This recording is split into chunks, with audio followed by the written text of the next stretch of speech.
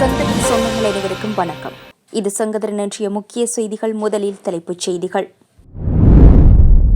தீவிரமடையும் நெருக்கடிகள், மின்சார பயன்பாடு குறித்து மக்களிடம் முன்வைக்கப்பட்ட கோரிக்கை. ஏப்ரல் முதல் அதிகரிக்கப்பட்ட மின் கட்டணம், மக்களுக்கு பேரிடி கொடுத்த அரசு.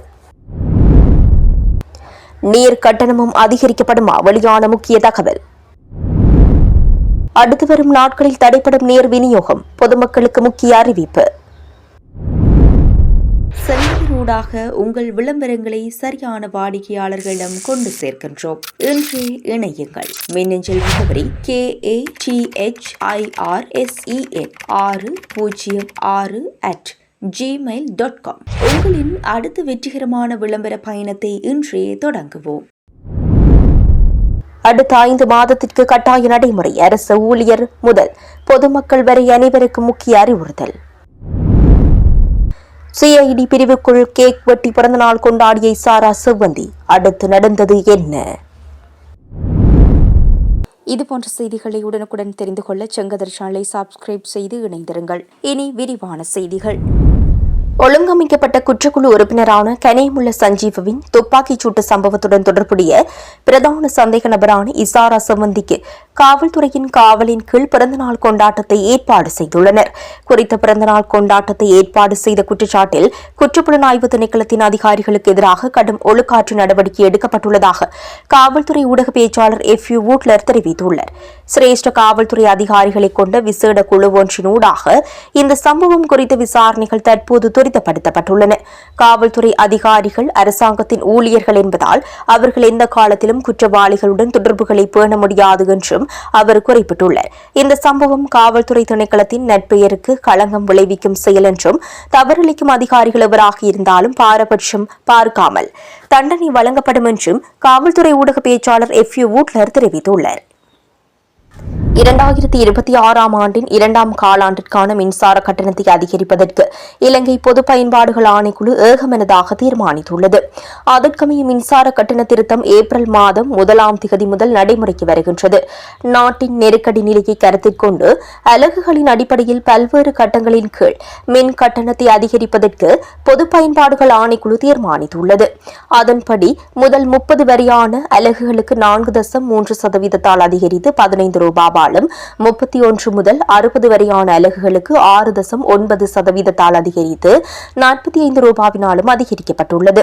61 முதல் 91 அலகுகளுக்கு 6.9% அதிகரிக்கப்பட்டுள்ள நிலையில் மாதாந்த 120 ரூபாவினாலும், 91 முதல் 180 அலகுகளுக்கு 7.1% அதிகரித்து 420 ரூபாவினால் உயர்த்தப்பட்டுள்ளது.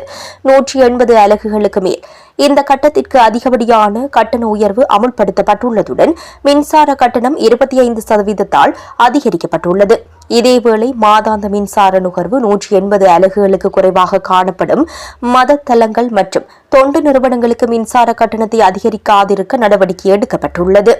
எனினும் 180 அலகுகளுக்கு மேல் மின்சாரத்தை பயன்படுத்தும் மத தலங்களுக்கு 9.6% கட்டண உயர்வை மேற்கொள்ள இலங்கை பொது பயன்பாடுகள் ஆணைக்குழு அனுமதி வழங்கியுள்ளது. நாட்டில் தற்போதைய சூழ்நிலையில் மின்சாரத்துடன் தொடர்புடைய பணிகளை முற்பகல் 10 மணி முதல் மாலை 4 மணிக்குள் முன்னெடுக்க வேண்டும் என்று எரிசக்தி அதிகார சபையின் தலைவர் DMWJ பண்டார தெரிவித்துள்ளார். நாட்டில் ஒவ்வொரு நாளும் மாலை 5 மணி முதல் அதிகாலை வரை மின்சாரத்தை உற்பத்தி செய்வதற்கு எரிபொருட்களை பயன்படுத்த வேண்டியுள்ளதாகவும் அவர் குறிப்பிட்டுள்ளார். எனவே எரிபொருளை பயன்படுத்தி மின்சாரம் உற்பத்தி செய்வதை குறைத்து மின்சாரத்தை சிக்கனமாக பயன்படுத்துவதற்கு மக்களின் பங்களிப்பு அவசியம் என்றும் அவர் வலியுறுத்தியுள்ளார். இதனால் பொதுமக்கள் எரிசக்தி வினைத்திறன் கொண்ட உபகரணங்களை பயன்படுத்துவதற்கு முன்வர வேண்டும் என்றும் அவர் வலியுறுத்தியுள்ளார். அதன்படி மின் குமிழ்கள், குளிரூட்டிகள், சலவை இயந்திரங்கள் மற்றும் AC இயந்திரங்கள் போன்றவற்றை கொள்வனவு செய்யும் போது எரிசக்தி வினைத்திறன் மிக்க உபகரணங்களை தேர்வு செய்ய வேண்டும் என்றும் அவர் குறிப்பிட்டுள்ளார். இதனிடையே எரிசக்தி வினைத்திறன் குறைந்த உபகரணங்கள் நாட்டிற்குள் நுழைவதை தடுப்பதற்கான சட்டங்கள் தற்போது தயாரிக்கப்பட்டு வருவதாகவும் அவர் தெரிவித்துள்ளார்.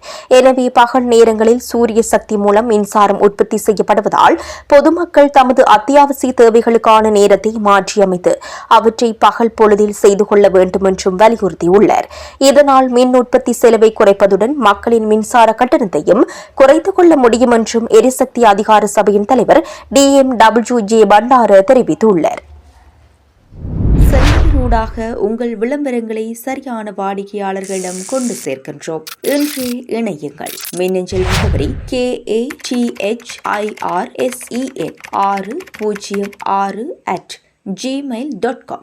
உங்களின் அடுத்த வெற்றிகரமான விளம்பர பயணத்தை இன்றே தொடங்குவோம். நாட்டில் நிலவும் வறட்சியான காலநிலை காரணமாக எதிர்வரும் 2 அல்லது 3 வாரங்களில் தினசரி சில மணித்தியாலங்களுக்கு நீர் விநியோகத்தை மட்டுப்படுத்த உள்ளதாக தேசிய நீர்வளங்கள் மற்றும் வடிகால் அமைப்பு சபையின் தலைவர் சந்தன பண்டார தெரிவித்துள்ளார். எனினும் தற்போது அவ்வாறான நீர்வெட்டு அமுல்படுத்தவில்லை என்றாலும் நாட்டில் நிலவும் காலநிலை நீடித்தால் எதிர்வரும் நாட்களில் நாள் முழுவதும் தடையின்றி நீர் வழங்குவது கடினமாக அமையும் என்றும் அவர் குறிப்பிட்டுள்ளார். அம்பத்தலை உள்ளிட்ட நீர் சுத்திகரிப்பு நிலையங்களின் உற்பத்தி திறனில் இதுவரை பாதிப்பு ஏற்படவில்லை. எனினும் உயர்ந்த பகுதிகளில் வசிப்போருக்கு குறைந்த அழுத்தத்திலேயே நீர் கிடைத்து வருவதாகவும் அவர் தெரிவித்துள்ளார். எதிர்வரும் காலங்களில் மழையை எதிர்பார்ப்பதாகவும் அதுவரை தற்போதுள்ள நீர் கொள்ளளவை மிகவும் சிக்கனமாக பயன்படுத்துமாறும் அவர் பொதுமக்களிடம் கோரிக்கை விடுத்துள்ளார். மேலும் குறைந்த அழுத்தத்தில் நீர் கிடைக்கும் பகுதிகளுக்கு தற்போது நீர் பவுசர்கள் மூலம் நீர் விநியோகிக்கும் பணிகள் முன்னெடுக்கப்பட்டு வருவதாகவும் தேசிய நீர்வளங்கள் மற்றும் வடிகால் அமைப்பு சபையின் தலைவர் சந்தன பண்டார தெரிவித்துள்ளார். நாட்டில் தற்போதைய நிலைமையில் நீர் கட்டணத்தில் திருத்தம் மேற்கொள்ளப்பட மாட்டாது என தேசிய நீர்வளங்கள் மற்றும் வடிகால் அமைப்பு சபை தலைவர் சந்தன பண்டார தெரிவித்துள்ளார். தற்போதுள்ள வறட்சியான வானிலை காரணமாக நீர்நிலைகளின் நீர்மட்டம் குறைவடைந்துள்ள போதும் குடிநீர் கட்டணத்தில் திருத்தம் மேற்கொள்ளப் போவதில்லை. மின்சார செலவு அதிகரிப்பது நீர் கட்டணம் தொடர்பில் நேரடி தாக்கம் ஏற்படுவதில்லை என்றும் அவர் குறிப்பிட்டுள்ளார். நீர்வளங்கள் மற்றும் வடிகால் அமைப்பு சபையின் ஒட்டுமொத்த செயற்பாட்டு செலவில் மின்சாரத்திற்காக செலவிடப்படுவது 100% 30% இடைப்பட்ட அளவாகும். அதே நேரம் நீர் கட்டண திருத்தம் வருடத்திற்கு 2 தடவை மாத்திரம் மேற்கொள்ளப்படும் கொள்கையாக இருப்பதால் வருடத்தின் முதல் 6 மாதங்களில் கட்டண திருத்தங்கள் மேற்கொள்ளப்படுவதில்லை என்றும் அவர் குறிப்பிட்டுள்ளார். அதன் பிரகாரம் நீர் கட்டணம் தொடர்பில் ஏதாவது மதிப்பீடு செய்வதாக இருந்தால் அது ஜூன் மாதம் 30ஆம் தேதிக்கு பின்னரே மேற்கொள்ளப்படும் என்று தேசிய நீர்வளங்கள் மற்றும் வடிகால் அமைப்பு சபை தலைவர் சந்தன பண்டார தெரிவித்துள்ளார். நாட்டில் தற்போது நிலவும் வறட்சியான வானிலை நிலவரங்களுக்கு மத்தியில் பாடசாலை செயற்பாடுகளை முன்னெடுத்துச் செல்லும் விதம் குறித்த பரிந்துரைகளை கல்வி அமைச்சு வெளியிட்டுள்ளது. அதன்படி அதிக வெப்பநிலை நிலவும் நாட்களில் மாணவர்கள் வெளிப்புற அல்லது விளையாட்டு மைதான செயற்பாடுகளில் ஈடுபடுவதை தவிர்க்க வேண்டும். பாடசாலை இடைவேளையின் போது கடும் வெயில் உள்ள பகுதிகளில் மாணவர்கள் விளையாடுவதை தவிர்க்க வேண்டும் என்றும் கல்வி அமைச்சு பரிந்துரைத்துள்ளது. நண்பகல் வேளையில் அதிக வெப்பநிலை நிலவும் போது அத்தியாவசியமற்ற சந்தர்ப்பங்களில் மாணவர்களை வெளியே அழைத்துச் செல்வதை தவிர்க்க வேண்டும். பிராந்திய ரீதியில் நிலவும் வெப்பநிலை நிலவரங்களை கருத்தில் கொண்டு இல்ல விளையாட்டுப் போட்டிகள் மற்றும் பயிற்சிகளை திட்டமிடுவது சிறந்தது என்றும் சுற்றறிக்கையில் தெரிவிக்கப்பட்டுள்ளது. பாடசாலையில் போதுமான நீர் வசதி இல்லையெனில் அதற்கு மாற்று வழிகளை கையாள வேண்டும் என்றும் வலியுறுத்தப்பட்டுள்ளது. வகுப்பறைகளில் காற்றோட்டம் சீராக கிடைப்பதை உறுதி செய்ய கதவு ஜன்னல்களை திறந்து வைப்பதுடன் மின் விசிறிகளை பயன்படுத்தினால் சுத்தமான காற்று கிடைக்க கதவுகள் ஜன்னல்கள் கட்டாயம் திறந்திருக்க வேண்டும் என்றும் கூறப்பட்டுள்ளது.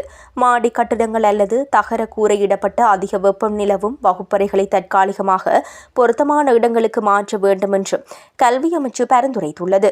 அத்துடன் அவசியமான சந்தர்ப்பங்களில் கழுத்துப்பட்டி அணிவதை தவிர்த்தல், அரை காற்றட்டை அணிவதை கூடியவரை குறைத்தல் மற்றும் அதிக வெயில் நிலவும் போது தலைக்கவசம் அல்லது குடையை பயன்படுத்த வேண்டும் என்றும் குறிப்பிட்டுள்ளார். அத்துடன் அதிக வெப்பம் காரணமாக ஏதேனும் நோய் அறிகுறிகள் தென்பட்டால் ஆசிரியர் அல்லது உரியவர்களிடம் அறிவித்து உடனடியாக மருத்துவ ஆலோசனையை பெற்றுக்கொள்ள வேண்டும் என்றும் கல்வி அமைச்சு வலியுறுத்தியுள்ளது. இத்துடன் செங்கதிரின் இன்றைய நாளுக்கான பிரதான செய்திகள் நிறைவு பெறுகின்றன. எமது அடுத்த பிரதான செய்திகளை நாளை எதிர்பாருங்கள்.